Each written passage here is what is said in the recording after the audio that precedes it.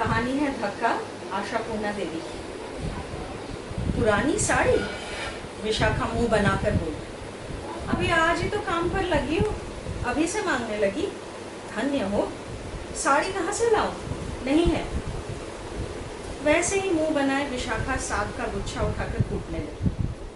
कहाँ सोचती थी कि फटाफट काम निपटा लेगी कि ये आफत आधम की। लेकिन विशाखा का ये मिजाज देखकर क्या साड़ी की उम्मीदवार आहत होकर चली जाती? नहीं जाती। गरीब याचक को भगाना इतना आसान नहीं। प्रचलित कहावत ही है, पता नहीं, होगा नहीं, पास नहीं हमारे, ये तीन सुनकर देवता भी हारे।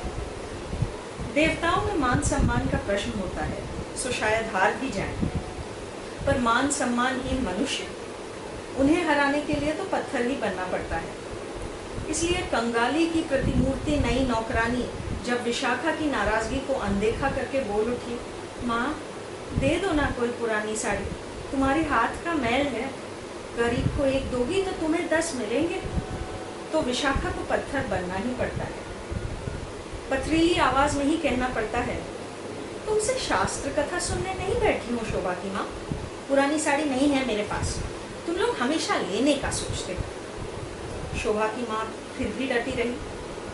शायद कातरता के अंकुश से पत्थर पिघलाने की आस में करुण स्वर में बोली, मिट्टी छूकर कहती हूँ माँ, लेने मांगने की बात नहीं, इज्जत बचाने के लिए अब दूसरा कपड़ा नहीं रहा, यही वाली पहनकर नहाती हूँ और शरीर पर ही सुखाती हूँ। विशाखा और पथरीली हुई, बोली, फिर इतने दिन तो चल रहा था, मेरे ही घर आकर सब खत्म हो गया क्या? पुराने मालिकों से नहीं मिली? माँ सुबह कहा ना तुमसे, 2 महीने से घर बैठी हूँ, रोग ही खाए जाता है, लोटे कटोरे बेचकर घर चलाना पड़ा, ये धोती पूरी तार तार हो गई। सच कहती हूँ माँ, राह चलकर आने तक में शर्म आती है। शर्म आने लायक दशा थी, ये विशाखा भी देख चुकी थी, लेकिन छोकरी का स्वास्थ्य भी तो देख रही थी। कितने दिन काम देगी ये हड्डियों का पिंजरा? विशाखा के घर का पोछा लगाते ही तो उसके पसीने छूट गए। फिर बर्तन घिसना, कोयले तोड़ना, मसाले पीसना, ये सब भी है, ना हो पाएगा। कोई और चारा न होने के कारण ही विशाखा ने उसे काम पर रखा था। कोई ढंग की मिल जाते ही इसे चलता करती थी। फिर पुरानी साड़ी इस पर क्यों बर्बाद की जाए? अगर थोड़ी तगड़ी होती तो विशाखा इसी को रख लेती। चप्पल, ब्लाउज, पट्टीदार साड़ियां पहनने वाली नौकरानियां देख देख कर और उनकी तीखी बातें सुन सुनकर विशाखा थक चुकी थी। इन दुबली लोलुप दीन दुखियों को देखने से उसे चिढ़ आ जाती थी। काम से ही तो काम है। पर इससे पहले वाली काम तो करती थी, पर घमंडी भी थी। विशाखा ने एक बार कहा था, बासी रोटियां रखी हैं संध्या की माँ, ले जाना। उसने मुंह पर जवाब दिया था, बासी रोटी तो 7 जन्म में न खाऊं माँ, कौन मरे कब से। ये सुनकर विशाखा की इच्छा हुई थी कि तुरंत काम से निकाल दे, केवल कार्यभार का सोचकर ही चुप रही थी। वैसे गरीब को रखने का एक फायदा है, विशाखा सोचती, कि डांट डपट कर चैन मिलता है। एक शब्द कहते ही फुफक कर 100 नहीं सुना देती। विशाखा की बड़ी बेटी कॉलेज से लौटकर लहरा लहरा कर बाल बांध रही थी। माँ से जाकर बोली, पुरानी साड़ी एक दे ही देती माँ, उसकी बड़ी बुरी तरह से फटी है। विशाखा खींचती हुई बोली, इनका स्वभाव ही ऐसा है, गरीबी दिखाने के लिए चुन चुन कर वही वाले पहनती हैं, केवल फॉर शो। फिर भी तुम कुछ देती दिलाती तो तुम्हारे हाथ में रहती। तुम्हारी तो ऐसी घमंडी नौकरानियां रही हैं, उनसे तो जा जा, तू मुझे सिखा मत। विशाखा झंकृत होकर बोली, मैंने आज बर्तन वाली को आने को कहा है कांच के डिश लेकर। एक के बाद एक 4-5 अच्छी अच्छी डिश टूट गई। कहते कहते ही बर्तन वाली की तीखी आवाज बज उठी, ओ भाभी जी, बर्तन लोगी या नहीं? लो आ गई। विशाखा आनंद से खनकते स्वर में बोली, आ बैठ, मेरे लिए डिश लाई है। लाई क्यों नहीं भाभी जी, मुझे ऑर्डर देकर सामान मिलने में देर हुई है कभी? विशाखा की बड़ी बेटी खिलखिलाती हुई बोली, देर होती भी कैसे, इनके बदले बस्ता भरकर कपड़े भी तो मिलेंगे। माँ को ठक्कर तुम तो बड़े आराम से। विशाखा ने डांट लगाई, चुप बैठेगी? चुप हो जाती हो, बुरी तरह ठगी जाती हो तभी कह रही हूँ। विशाखा दबी आवाज में बोली, ठगना क्या है, पूरा फायदा ही तो है। गृहस्थी की फेंकी हुई चीजों से जो आए वही अच्छा है। ठीक है बाबा, लूट लो फायदा, बस मेरी नई साड़ियां मत छूना। हाँ, वही वाली दूंगी। विशाखा ने पुरानी साड़ियां बस्ते से निकाल कर फैलाई। उसने माँ बेटी के स्टॉक से काफी साड़ियां जमा कर रखी थी। ये बर्तन वाली थोड़ा ज्यादा लेती तो है, पर सामान इसका बहुत बढ़िया है।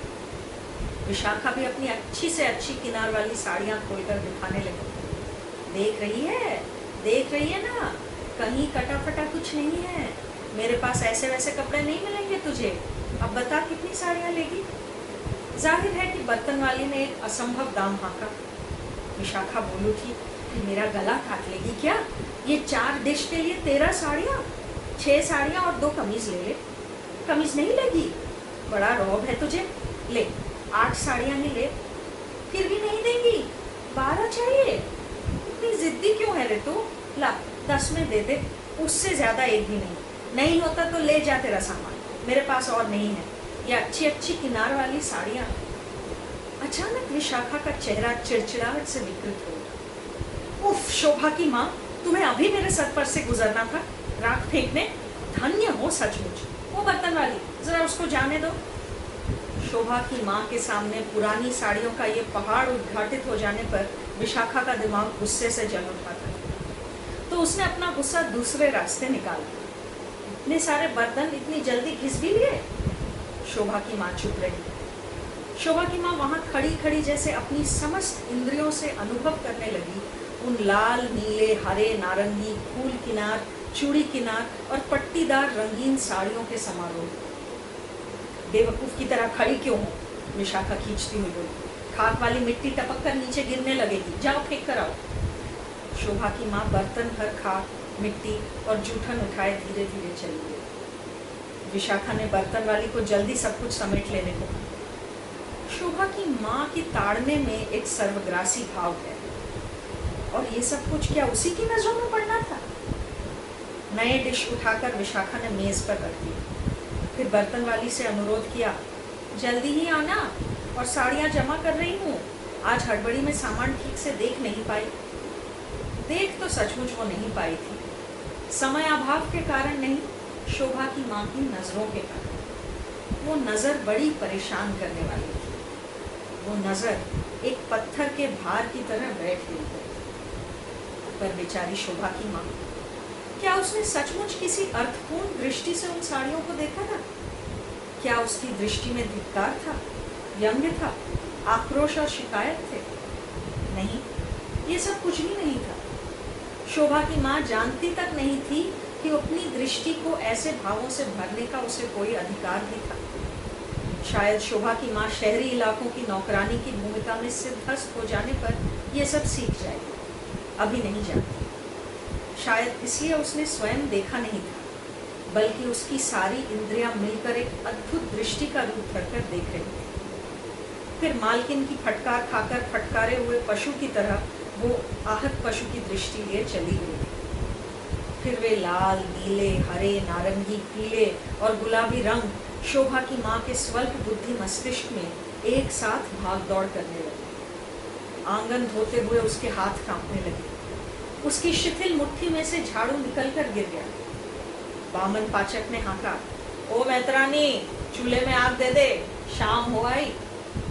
शोभा की माँ ने एक बार कोयले की ढेर की ओर देखा और एक बार कोयला तोड़ने वाले हथौड़े की। फिर शिथिल स्वर में बोल बैठी, ना हो पाएगा ठाकुर, तबीयत ठीक नहीं लगती। बस वाक्य समाप्त होने तक की देरी थी। ठाकुर ने चिल्लाते हुए घोषणा की, माँ, मैत्रानी कह रही है चूल्हे में आग नहीं देगी। नहीं देगी? चूल्हे में आग नहीं देगी?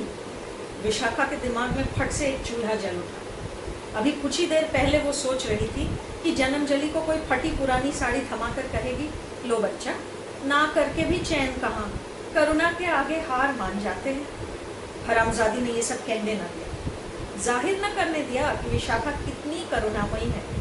उल्टे इतनी बड़ी जुर्रत दिखा बैठी। बहरहाल विशाखा अकड़कर क्रुद्ध स्वर में बोली, क्या कहा ठाकुर? वो बैठी है, कहती है चूल्हे में आग नहीं देगी। विशाखा ने अब आंगन के किनारे निश्चिंत भाव से बैठे मनुष्य की ओर मुड़कर अब तक की भड़ास निकाली। निकल जाओ इसी वक्त, और 1 मिनट भी बैठे रहने की जरूरत नहीं। इतनी बड़ी हिम्मत की मुंह पर कहती हो आग नहीं दूंगी। हाँ, कह पाती है विशाखा ये सब। ब्लाउज और चप्पल पहनने वाली नौकरानी तो ये है नहीं, पल्ले में गुत्थी बंधे पोछा पहनने वाले भिखारियों की तरह गई घुसी। फिर कहने में डर कैसा? शोभा की माँ ने एक बार कहने की कोशिश की कि नहीं हो पाएगा, उसने नितांत की शारीरिक अक्षमता के कारण कहा, लेकिन उसकी बात नकार दी गई। विशाखा तीव्र स्वर में बोली, तबीयत कितनी खराब है ये तो मैं समझ ही नहीं हूँ। आते साथ ही साड़ी दो, कपड़ा दो, नहीं तो काम नहीं करेंगे। क्या समझ रखा है हम लोगों को? दूसरी नहीं मिलेगी मुझे? खूब मिल जाएगी। ले, जो अपने 1 दिन की तनख्वाह। कहकर विशाखा घर के अंदर जाकर 8 पैसे ले आई और उसकी ओर फेंक कर फिर अंदर चली गई। शोभा की माँ हौले से पैसे उठाकर निकल गई और ठीक उसी समय वो घटना घट गई, अकल्पनीय घटना। कम से कम विशाखा का तो यही कहना था। बोली, पता था मुझे कि ऐसा ही कुछ होगा, वो चीज मुझे नसीब नहीं होगी। ऐसी नजर लगाई, उफ, जैसे सांप का जहर हो। क्या कहा? नजर कुछ नहीं होता? नहीं होता तो ये कांड कैसे हो गया? कब से कपड़ों के बदले बर्तन खरीदती आई, कांच के बर्तन भी खरीदे। भला ऐसा पहले कभी हुआ है? अच्छा हुआ जन्म जली विदा हुई, वरना दिन रात हमारे खाने पहनने पर नजर डालती। लो, अब हटो यहाँ से, कांच के टुकड़ों पर पाँव न लग जाए। झाड़ू लगा दूं? रहने दो, तुम लोग दूर ही रहो। मैंने ही गड़बड़ की है तो मैं ही सुलटाती हूँ। उफ, घुटने में भी दर्द होता है। धन्यवाद।